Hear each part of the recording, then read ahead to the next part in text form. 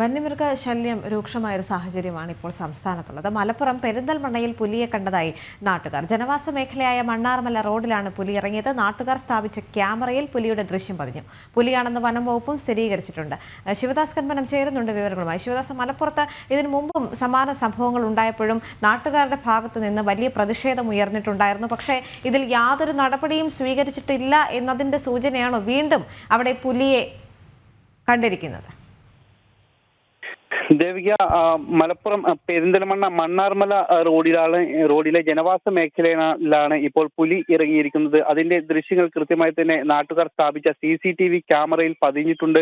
ഇത് പുലി തന്നെയാണെന്ന് വനം വകുപ്പും സ്ഥിരീകരിച്ചിട്ടുണ്ട്. ഇതിന്റെ അടിസ്ഥാനത്തിൽ കൂടുതൽ നടപടികളിലേക്ക് വനം വകുപ്പ് കടക്കും എന്നാണ് അറിയുന്നത്. അതായത് ഇവിടെ കൂട് സ്ഥാപിക്കുന്നത് അടക്കമുള്ള കാര്യങ്ങളിലേക്ക് വനം വകുപ്പ് വരും മണിക്കൂറുകളിൽ കടക്കും എന്നാണ് നമുക്ക് മനസ്സിലാകുന്നത്. ഈ മണ്ണാർമല റോഡ് എന്ന് പറയുന്നത് ഒരു ജനവാസ മേഖലയാണ്. ഇതിന്റെ കിലോമീറ്ററുകൾക്ക് അപ്പുറത്ത് വനപ്രദേശമുണ്ട്, ചെറിയൊരു വനപ്രദേശം ഉണ്ട്. ഒരുപക്ഷെ ആ ഭാഗത്തു നിന്നാകാം പുലി ഈ ജനവാസ മേഖലയിലേക്ക് ഇറങ്ങിയത് എന്നാണ് പ്രാഥമികമായ ഒരു നിഗമനം.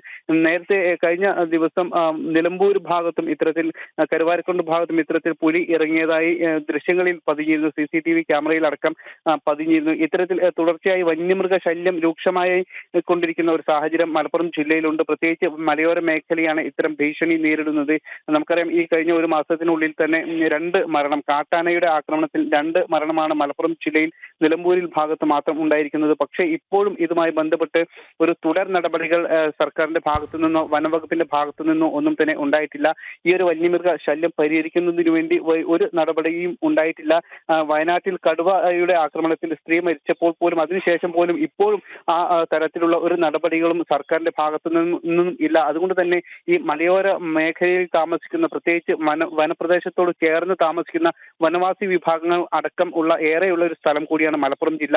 ഇവിടെ താമസിക്കുന്ന ആളുകൾ വലിയ ഭീതിയിൽ തന്നെയാണ് ഇപ്പോഴും ഉള്ളത്. പ്രത്യേകിച്ച് ഈ മേഖലയിലെല്ലാം തന്നെ വ്യാപകമായി കൃഷി ഉപജീവന മാർഗമായി സ്വീകരിക്കുന്ന ആളുകളാണ് ഉള്ളത്. അതുകൊണ്ട് തന്നെ പലപ്പോഴും കാട്ടാനയും കാട്ടുപന്നിയും അടക്കം ഈ മേഖലയിലേക്ക് ഇറങ്ങി കൃഷി നശിപ്പിക്കുന്ന ഒരു സാഹചര്യം കൂടി നിലവിലുണ്ട്. അതുകൊണ്ട് തന്നെ ഇവിടെ ജീവിക്കാൻ കഴിയാത്ത ഒരു സാഹചര്യം കൂടിയാണ് ഉള്ളത്. പക്ഷേ വനംവകുപ്പ് ഇപ്പോഴും കൃത്യമായൊരു ഇടപെടലോ ഒരു നടപടിയോ ഒന്നും തന്നെ ഇക്കാര്യത്തിലൊന്നും സ്വീകരിക്കുന്നില്ല എന്നത് വളരെ പ്രധാനപ്പെട്ട ഒരു കാര്യമാണ്. വളരെ കഴിഞ്ഞ ദിവസങ്ങളിലെല്ലാം തന്നെ മരണം അടക്കം സംഭവിച്ചിട്ടും, വന്യമൃഗ ആക്രമണത്തിൽ മരണം അടക്കം സംഭവിച്ചിട്ടും ഇപ്പോഴും ഒരു അനങ്ങാപ്പാറ നയം സ്വീകരിക്കുന്ന നിലപാട് തന്നെയാണ് സർക്കാരിന്റെ ഭാഗത്തു നിന്നും ഉണ്ടാകുന്നത്.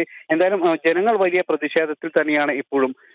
ദേവിക, ശരി, എന്തായാലും ആ പ്രദേശത്തെ ജനങ്ങൾ വളരെയധികം ഭയത്തിലാണ്. വനംവകുപ്പ് വേണ്ട ജാഗ്രത നടപടികൾ അവിടെ സ്വീകരിക്കുമെന്ന് പ്രതീക്ഷിക്കുന്നു. ശിവദാസ് കന്മനമാണ് അവിടെ നിന്നുള്ള വിശദവിവരങ്ങൾ നൽകിയത്.